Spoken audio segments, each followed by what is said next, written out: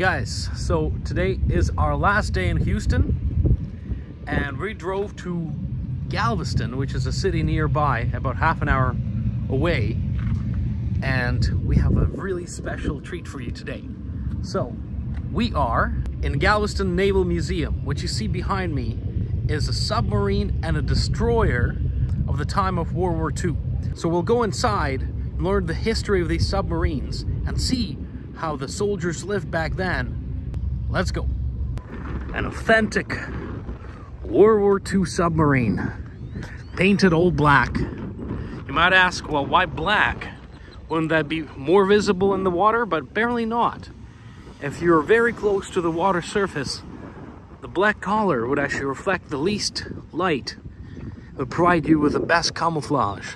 All right, guys, so what you see behind me is a World War II era submarine. It's called USS Kavala, also known as Lucky Lady, SS-244. Now this ship is actually quite large. It's 311 feet long, and it was commissioned in 1944. So the regular crew of the ship, of the submarine like this, would be about 60 people. So you have like 6 officers and 55 crew members. What is really special about this ship is that it actually sank a Japanese naval carrier, Shukaku. Shukaku was a carrier that actually was a part of Pearl Harbor attack in 1941. And so, you know, this ship sort of is also known as the Avenger of Pearl Harbor, because, you know, it hunted down one of those ships that attacked the American troops there in Pearl Harbor. So let's go inside and see this sort of heroic ship and check out how the soldiers lived back in these days of old. As you can see, this is an example of the torpedo that would be boarded upon the submarine. Look at this big boy. Wow. There you go. So check this out. This is where, so you see there's China, Japan right there.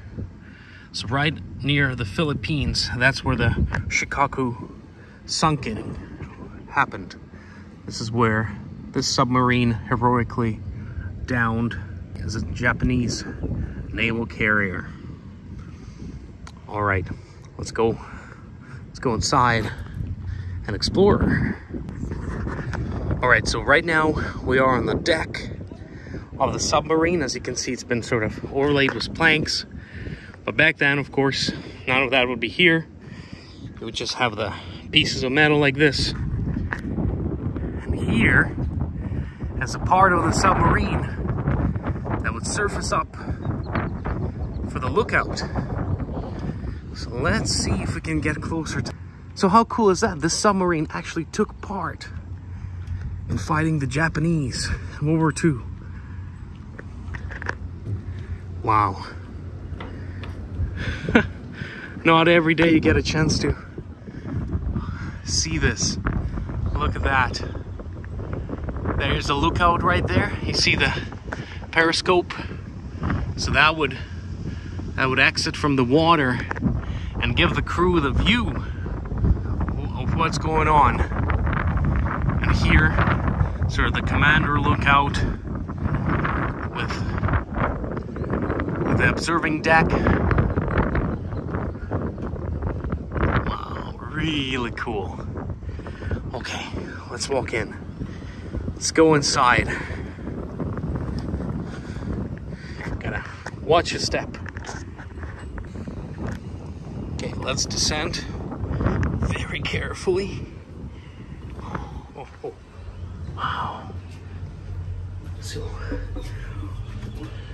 we're step tracing the steps of these brave soldiers in World War II. Look at this. Okay. Oh, here we are. Look at this.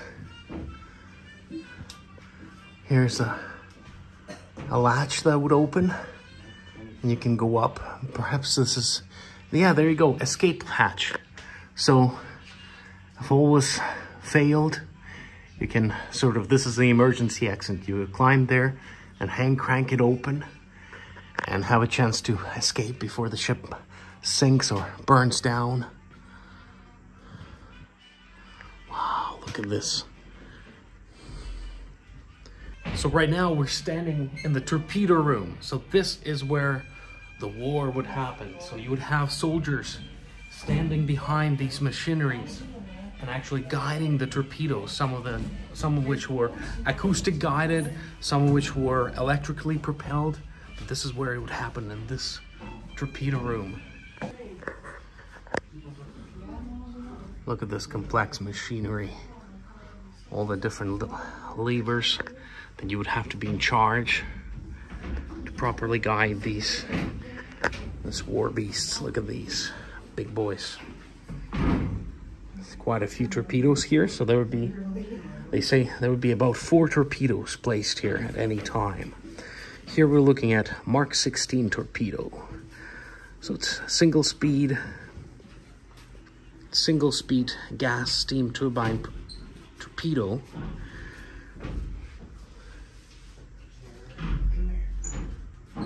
Wow.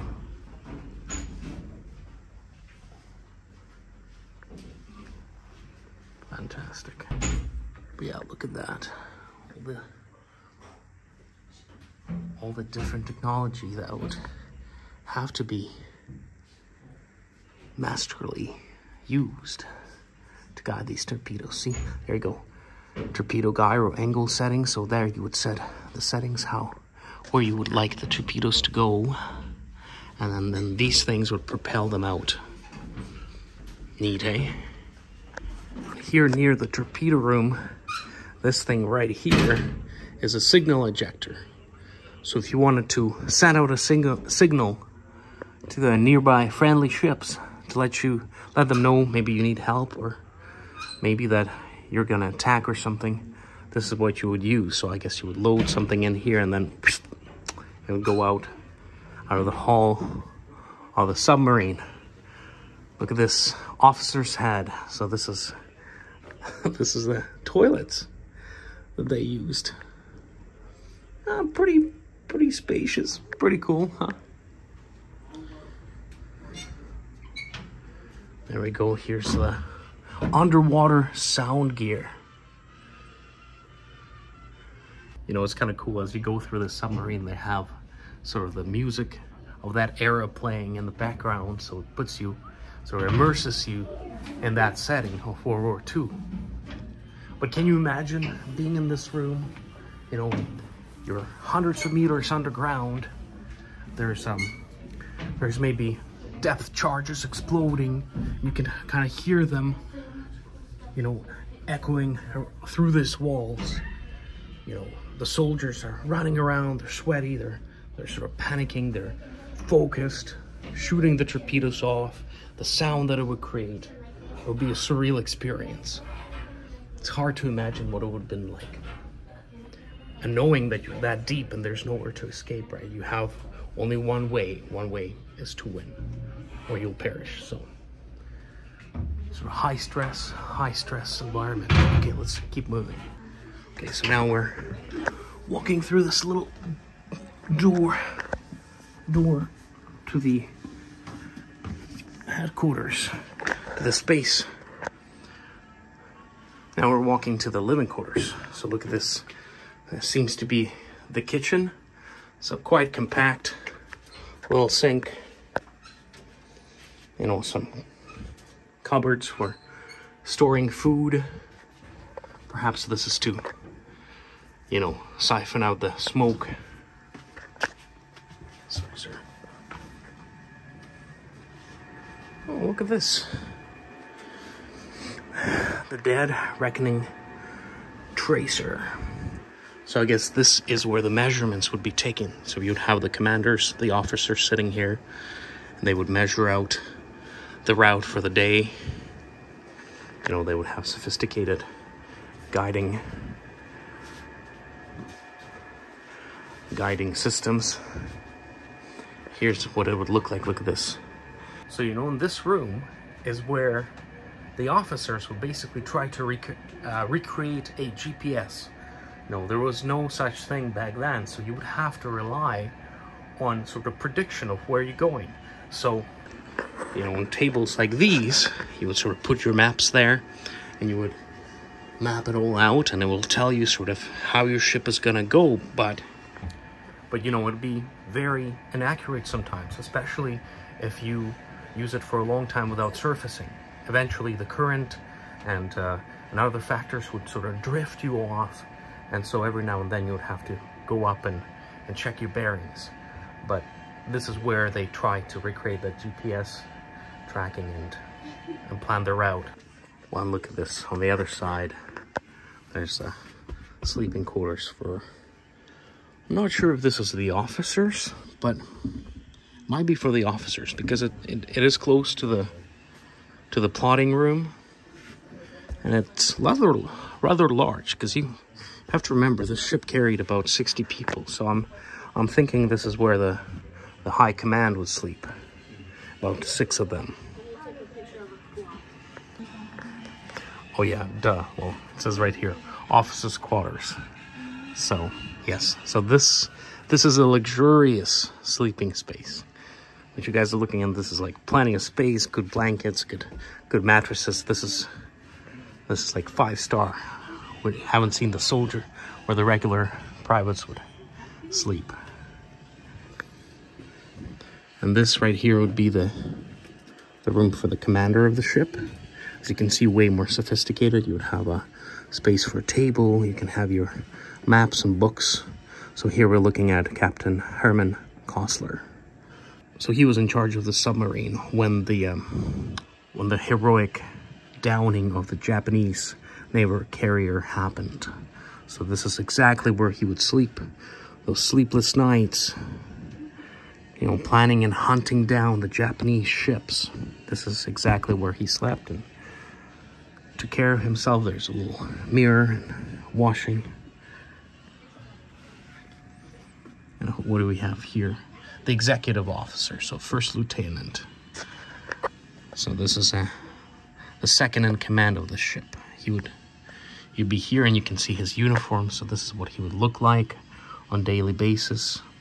Perhaps have some photographs there reminding him of his family. Really cool. Look at that. Classy guy. Okay. And now we kind of moved down the line, so now we're at the Chief Petty Officer's quarters.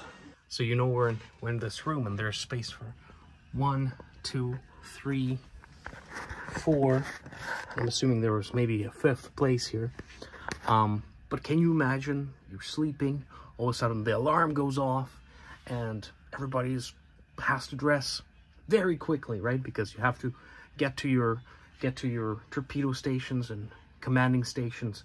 So you can imagine how cramped this place would be. I mean, this is a tiny little room, and you have, you know, 4 or 5 grown men trying to, you know, wash their hair, put on the clothes within minutes. So, you know, this room has seen some probably interesting stories of different officers screaming at each other, telling somebody to get out of the way or move on. So how cool is this? Yeah, look at that. Not a spacious thing for 4, 5 people.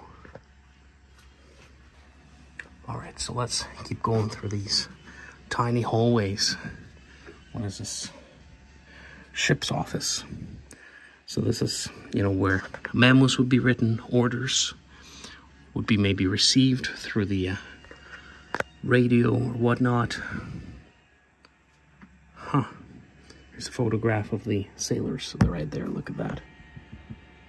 These are the men that inhabited the submarine. There you go. So you can imagine people grabbing onto this and slinging themselves through these tiny doors. Oh God. Oh, look at this. Wow. So this is a control room. This is where the magic happened. This is where the brain of the ship was. Wow. Look at these guys.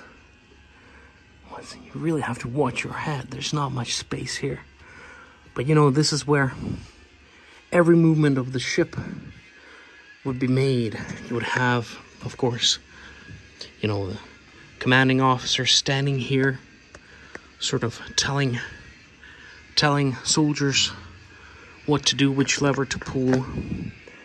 And then with each pull of the lever, ship would go up or down or right or left. Wow. Whew. Look at the complexity of this thing. Can you imagine working all of this in a high-stress environment? Gosh, I can't. Oh, look, and there's more spaces underneath. This is locked out, but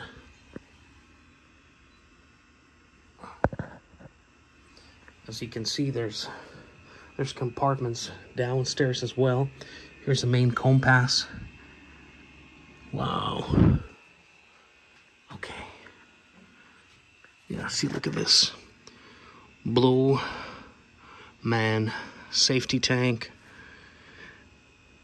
Negative tank, so this, you know, would empty the tanks or fill them, giving ship a different kind of buoyancy, depending on if you want it to go up or down. Wow. This is so cool. What is here? Oh, I think, yeah, there you go. This is a radio room. So this is where you would, you know, get the signals coming from the ground, from the high command. This is where you would communicate with the world upstairs. Right here. Pretty spacious room because of all this complex radio technology. But that's the only way you can communicate, so you have to cram a lot of technology in there. Very cool. Okay, let's keep going. Oh man, these doors are tiny. Oh gosh. Okay. Okay. See, I'm trying to make through these little holes in a wall. Okay, so I guess this is a main kitchen for the crew aboard. So you have like sort of your typical grills, the sink. So you can imagine the soldiers being hungry after day's work, sort of lining up there behind the window, and the cooks hastily, you know, making a meal out of whatever is left on the ship. Perhaps you've been on the route for many months and you're running out, but you still have to feed the crew, right? So it'd be a stressful job, keeping everybody fed. Wow. See a little mixer here to make some bread, other pastries. Wow, look at this. And you know, in case something went wrong, let's say there's an explosion or a leak, you could always, you know, lock each compartment with these ceiling doors. Wow. You know, for those of you with a fear of closed spaces, this might be a nightmare, because even though I know we're on the ground, walking here sort of stresses this feeling that you're in a very, very space-limited compartment. This very, very space-limited environment. And, you know, we've only been here for a few minutes, but can you imagine staying here for a month on end? I mean, it might get to you, especially if you a new unseasoned sailor. Wow, I like this music. It's so cool. Kind of makes you think you're back in the 40s. Wow. So this is where the crew would sit and eat, and as you can see, play, because sometimes the days would be monotonous and not much would be happening, so you'd have to fight boredom. And as you can see, the doors are a little bit larger because, you know, you have so many people making their way through, so perhaps this is the fastest way to get them through. So there you go. This is the sleeping compartments here for the main crew. As you can see, everybody's crammed together. You have one, let's see, 1, 2, 3, 4, 5, 6, 7. Yeah, so you have about, you know, maybe 20 people sleeping in this room alone, perhaps a little bit more. So you can imagine the chatter, the laughter that echoed through these walls, hundreds of meters under the sea level. Wow, what a historical place.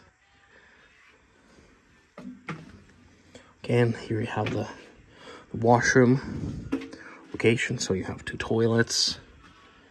You have a little sink where the soldiers would prep themselves, wash themselves. And then you have perhaps some, I don't know where the shower compartment is, but must have been somewhere around here. Okay, let's keep going. Oh my goodness. This is a long ship. This is a long submarine. Okay, so now we're entering the vapor compression distilling unit. This is not the most glamorous unit, but one of the most important, because largely this is what made life available in this ship. Yeah, so these machines behind me would basically turn salt water into fresh water every day. And then that water would be used to power the ship with vapor, and also it would be used for cooking and drinking. So this is I would say the heart of the submarine right here. If this broke down, you're kaput. So look at this.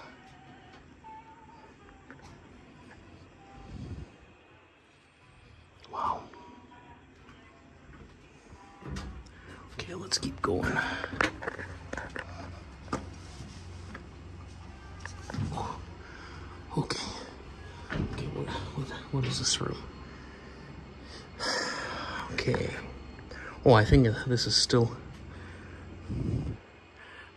distilling unit here. I think. Or no. This is the diesel motors. So this is actually what would propel the ship to go forward. This is built by Winton, General Motors Winton V1620 278A. An 8-cylinder motor that would be responsible for powering this beast of the submarine through the deep dark waters of the Pacific. Yeah, there you go. See the engine order command panel. So this is where the guy with the throttle would sit. You know, he would push this not so little thing through the waves. After engine room hatch. So there's another hatch right here. Perhaps you can exit it in the times of emergency. Wow. Really neat. Okay, oh my gosh, okay. Okay, let's, oh. Okay. It's pretty tight, guys. I have to say. This is pretty tight, guys. I'm just squeezing through these little hallways. Oh my. I have to stand here. Can you imagine? You're just pressed against the wall, operating all these levers. Oof. Okay. Okay, let's keep moving. Okay, I think we made through the worst of it. And here's the, says governor control for all main engines. So I guess maybe here is the main guy, actually. So, you know, back there you have the engine room. That's where the more regular soldiers work. And here you would have somebody highly trained in charge of, you know, the master controls. And you can see the speed that you're going. So you would crank it up to different, see there's an emergency speed, battle speed. Wow. This is very cool. Here and here you can maybe shut it off. You see, stop, start, cut out, cut in, cut out, cut in. Wow. Okay, let's go further. Oh my goodness. These doors are getting tinier. Oh, okay. There we go. Here's after torpedo room. So I'm not sure what the after torpedo room means, but maybe it's after the torpedo has been shot. This is where the shells would remain. I'm not sure. But look at this. I think we can look in one of the holes where torpedoes would be launched, would be placed. But yeah, look at these. Look at these big boys right here. Wow, this is a Mk-14 torpedo. Standard submarine launched tie ship torpedo of World War II. Really cool. All right, guys, let's go up. I think we made our way through the full deck. Oh. All right, guys, well, we just exited the whole of the submarine. And boy, do I have to tell you, you know, it's, you can't experience it until you visit it. You know, the feeling of sort of being cramped, feeling of like you're kind of suffocating, you know, because there's no fresh air really going, and this is with us being, you know, all the doors are open, the air can get in. But to imagine what it would feel like if you're in the middle of a battle, the engines is going, the heat is up, you know, everybody's greasy and sweaty, and with a constant fear that the next second might be your last, with a deep charge blast to the hull. You know, it would be such a stressed environment. And for 60 men to operate as a single unit for hours, sometimes, maybe days, right, of evading a pursuing ship, like, that would be just horrendous. And like, it makes you even more appreciate the heroic acts that these soldiers on this ship did when they downed that Japanese naval carrier. What heroes. Oh, fantastic. All right, well, let's go look at the destroyer now. Okay, it was built in 1943 in Connecticut at a cost of $3.2 billion. The last one they built was in February of last year at a little bit less than $3 billion. It was commissioned by the U.S. Navy on February 29th, 1944, which is leap year day. That's why it's called a Lucky Lady, because its birthday is once every 4 years. After it was commissioned, it went around the Panama Canal and went to Hawaii, Pearl Harbor. From Pearl Harbor, it went on 6 war patrols before the end of the war. Each war patrol lasted approximately 2.5 months. Okay. 70 sailors on board, 311 feet long, 27 feet wide. Have you noticed that the deck was wood? Yeah. In World War II, all the submarines had wood decks. Really? They were basically teak wood. Okay. But when it needed to be replaced, teak wood is hard to find. It's also incredibly expensive. So what you walked on was oak wood. Oh, okay. There's a difference between the outer hull, which is called superstructure, and the inner hull, which is where you went. That's the pressure hull. Okay. Between the outer hull and the inner hull is storage. This, as you realize, is a diesel electric boat. Yes. So if it's going to be out in the ocean for 2.5 months, it has to carry a lot of diesel fuel. That's right. The fuel capacity was 49,400 gallons. It also has to have ballast tanks that raise and lower. They're all stored outside. You also have little things like the anchor has a 720 feet of chain that's stored out there. Wow. Plus a lot of different hatches to allow ventilation and stuff like that. Oh, wow. And was it damaged when it was fighting at all, or like No. Okay. This is called the USS Kavala. Kavala in World War II, all the submarines were named after saltwater fish.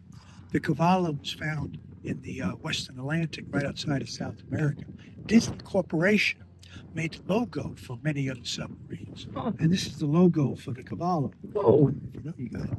That's so cool. So Disney made this? Wow. So unique. That's unique. Let's take. Sure, yes. I'd love to. Want to go through Submarine? Sure, okay. What's here? That is so fantastic you guys have this, like, for people to see. I mean, That's a memorial to submariners. In World Okay. War II, 52 submarines sank. There was a total of 261 submarines in the U.S. Navy at the time, so that represents 1/5 of the fleet. So, in human terms, in the submarine service, there's 1,200 sailors. If 3,500 were killed, that's 25%. okay. So 25% of the sailors never returned. Oh, I see, I see. This guy's a destroyer escort. Okay. During World War II, 563 of those were made. Uh-huh. This is the 4th class called Itzel class. 85 of these were built in either Houston or Orange, Texas. Okay. This guy was built in 1943. It is 308 feet long, 36 feet wide. Uh-huh. Its primary purpose was to destroy submarines. And you're going to see hedgehogs and depth charges. Oh, okay. Its purpose went across the Atlantic 30 times in a convoy. It was on the outer edge of the convoy to try to protect the inner. During World War II, only 12 of these were sunk. 6 in the Atlantic and 6 in the Pacific. Because it's part of a convoy. And if you're going after a convoy, this is the outer end, just like a little fish. You try to go after the bigger fish. 212 sailors on board, 8 officers. It has a good history, very proud history.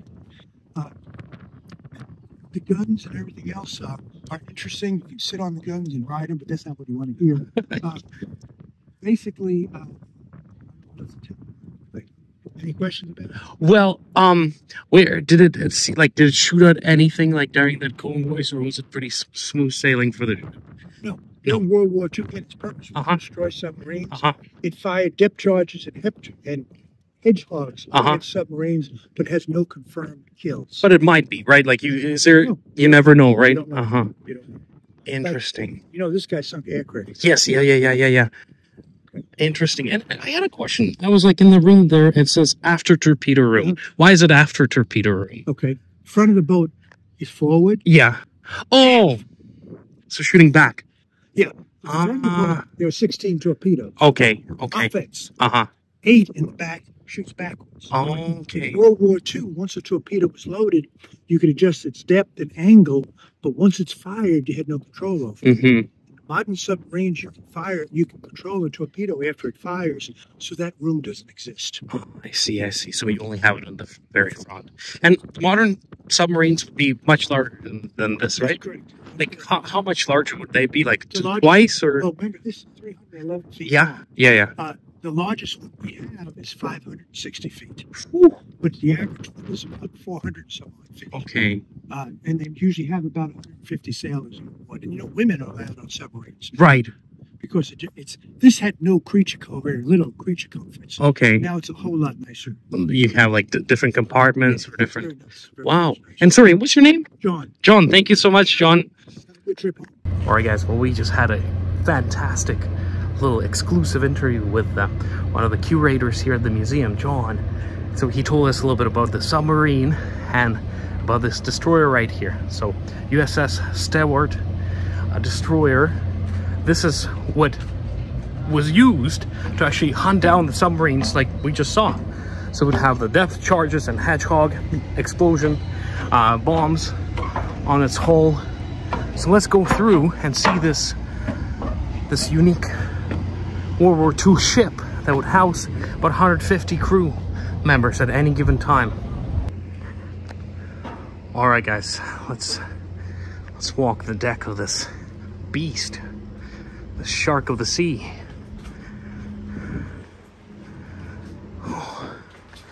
Okay, so I think this is, oh yeah, this leads inside.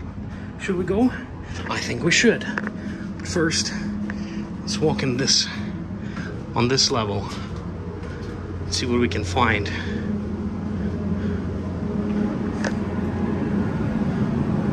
Oh, well, some kind of kitchen. Ooh, this looks like, oh, there you go. So this is officers' staterooms. So this is where the officers would gather and make their plans for the day. Let's see what the officers read. There's some books here. Wonder if they're original. Tarzan. The Sea Wolf.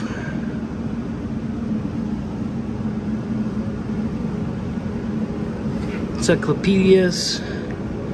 Some science fiction, poetry. Cool. It is hot in here. It's quite hot. Okay, let's see what else we can find. Okay, look at this. So this would be the officers' rooms. Much more spacious now that we've seen the submarine ones. You know, it's not that spacious, but comparatively it is cool. Oh, look at this. This is like a emergency repair station number 5. So throughout the ship you would have these mini repair stations, so that would give you the tools to quickly fix a fire or a leak. Okay.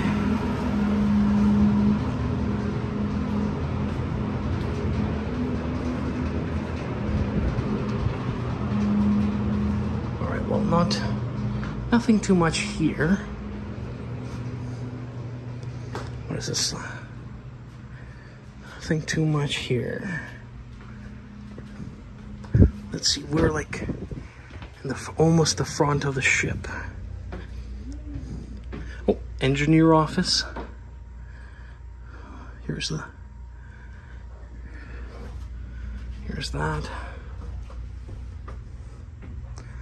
Wow. What is this? What is this room? Seems like a crew washing station. Oh man, this is hot in here. And this is with like modern technology, conditioning and fans going. Can you imagine what it would be like sort of on a hot day in the sea? Oof. Oh, we're in the washroom. All right, look at this. This is the washroom department here. So kind of basic stuff, you know, you don't really get a solid toilet. You just poo in the tray right there. Wow, you know, it's kind of still smells like a washroom here. Okay, let's keep walking. Oh, it's fresh air, nice. Okay, so we're back on the deck. Look at these. Look at these. So you see on the ship right here, I'm assuming what this is a depth charges. So you would sort of roll them over and they would sink deep down and eventually try to hit one of the submarines like that of the enemy. So this ship was used in the Atlantic. So this was geared towards fighting the Nazis. As John said, there's quite a few tours that it did, but there's no confirmed kills of any submarines. But still, so cool. Real history here. And look at here, we climbed one of these gun stations. And you can see this gigantic gun. So this would be used to fire at other ships approaching if the need arose. You know, you would have a gunman sitting right here. So you can just imagine yourself sort of sitting in the seat, looking through these bearings, trying to figure out where to place your next hit, while the other crew members, you know, puts shells inside here. Look at that.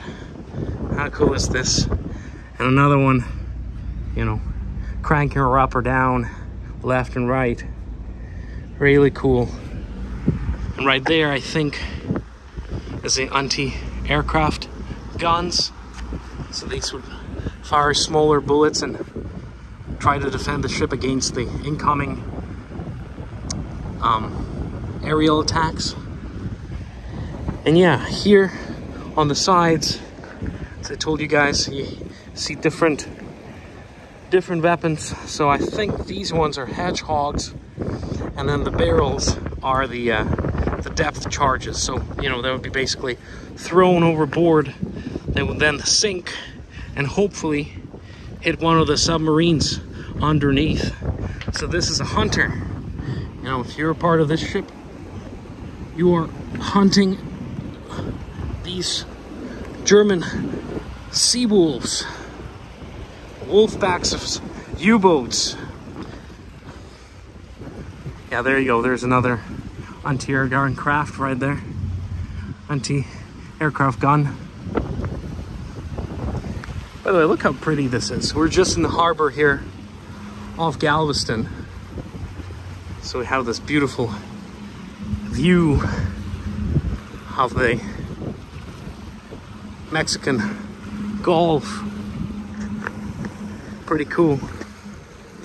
So even though the ship now is of course on the ground, but you know, we walk like this, you can sort of imagine yourself being one of those sailors out in the open waters. All right, let's climb one more deck on the higher deck here. Ooh, look at this. So right here by the wall, we have the shells. So, you know, this is where the soldiers would grab the shells and then they would run, load them into the guns on the deck.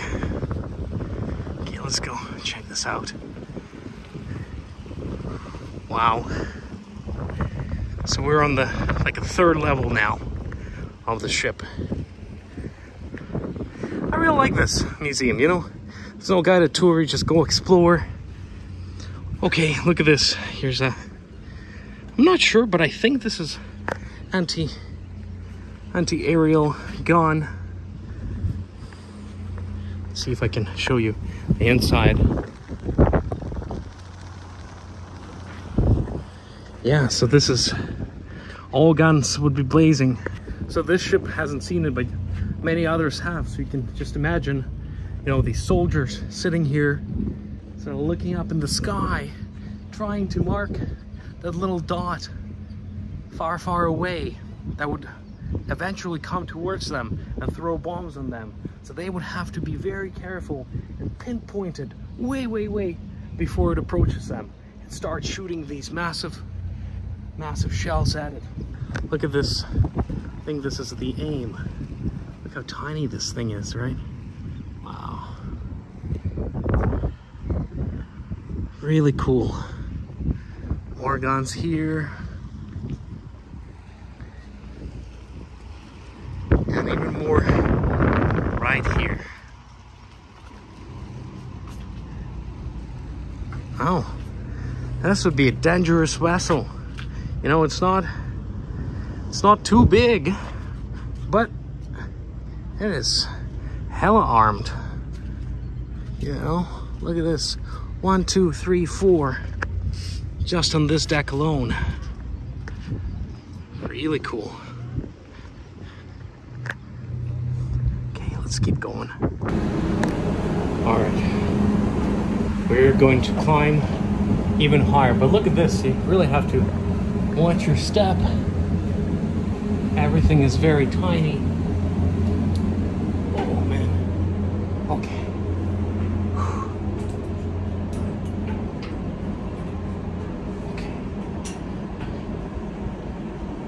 Okay, we made it up.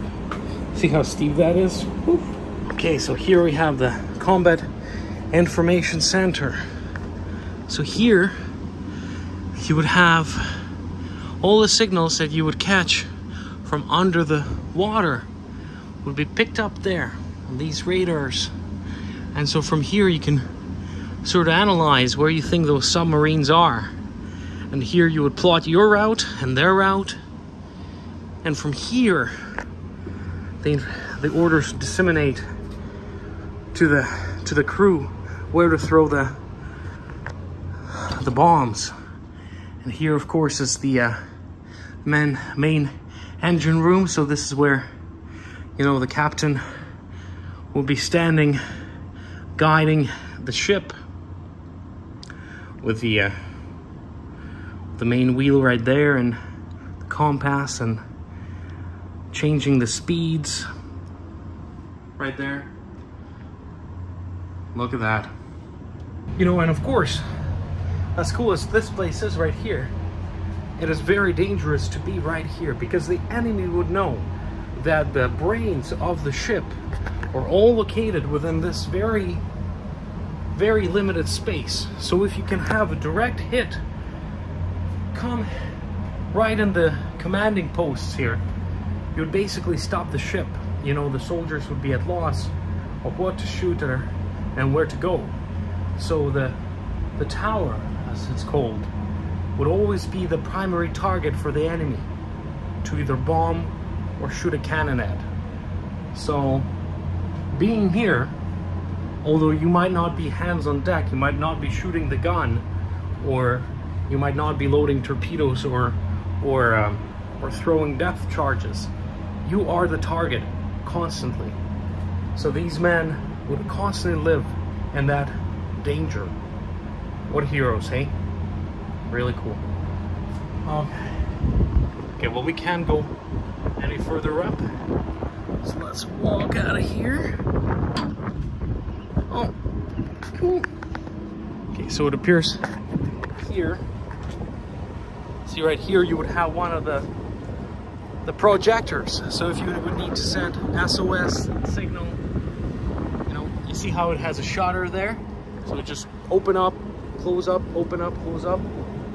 And this would signal your hopefully your friends, but maybe even the enemy, that perhaps your surrender, you know, something like that. So wow, there's another projector right there. Cool. Cool. Really glad we made it out here. So there you go. I want you to imagine that you're a part of this expedition. You've been tasked to protect a very important liner carrying many resources to Europe for the war. And U-boats are hunting for you all throughout the Atlantic. And it is your task to man the ship and to hunt down these U-boats as they sneak around on the liners and try to down them. So this is a view you would have, you know, you would maybe wake up in the morning as a commander, have a coffee, walk up here, look in the open seas, make sure all the guns are in order, all the soldiers are properly dressed, and there's clean floors, and everything is oiled up. Yep, that's where you would be. And look at this. This is really neat. So right here, you would actually have a command of the flags, I believe. So, you know, different flags would tell your allies different messages. Are you going to attack? Are you going to retreat? Are you going to, what speed you're going, right? All these things.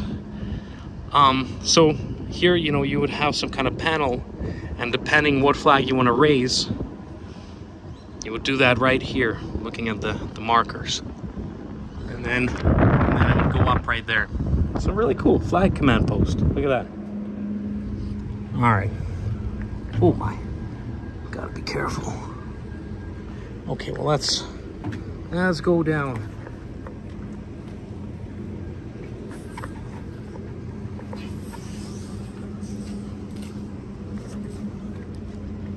Oh, this is so steep. Whew. Yeah, see. Cool. Very cool. All right, and here, I'm gonna take a short stroll to the lower deck. again, you gotta really watch your steps.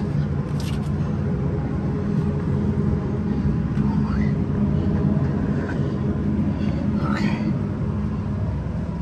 Whew. Okay. I think we made it. Okay.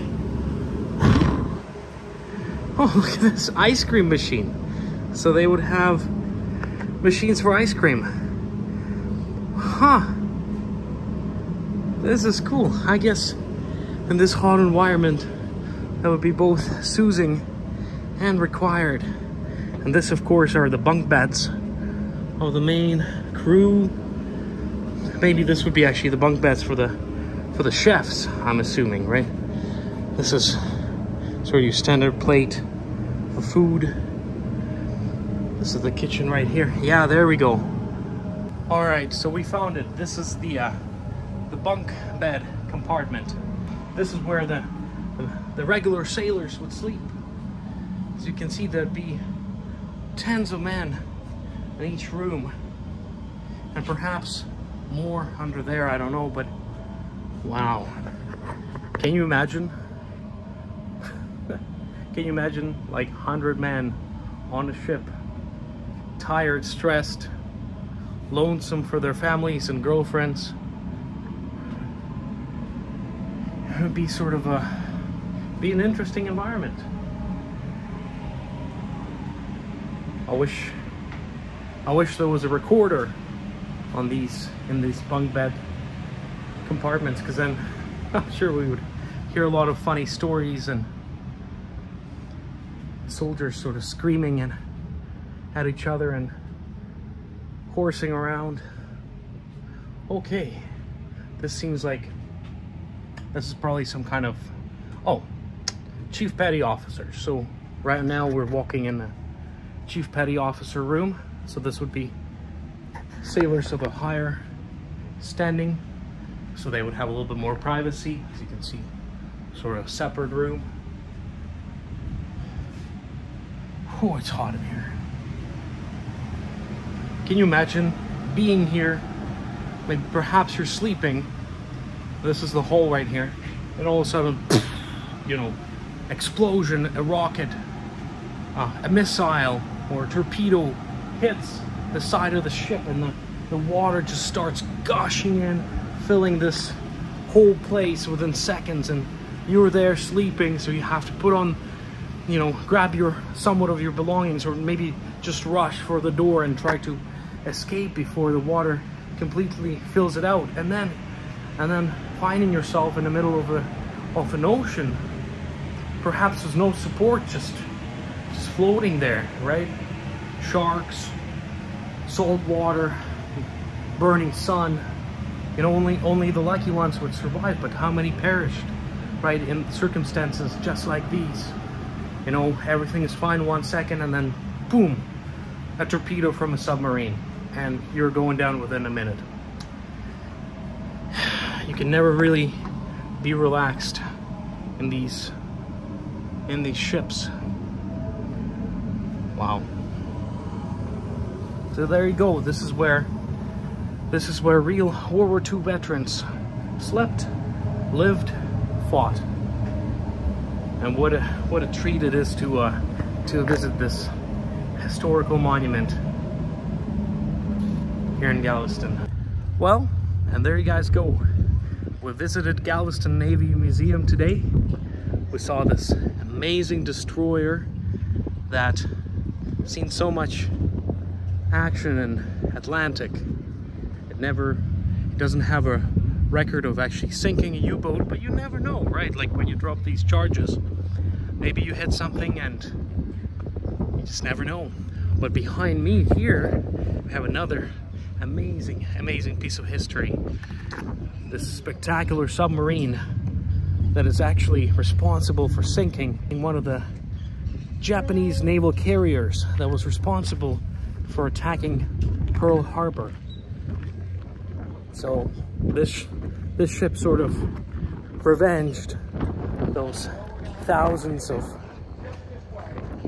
killed American soldiers by Japan by putting its contribution in the elimination of Japanese army.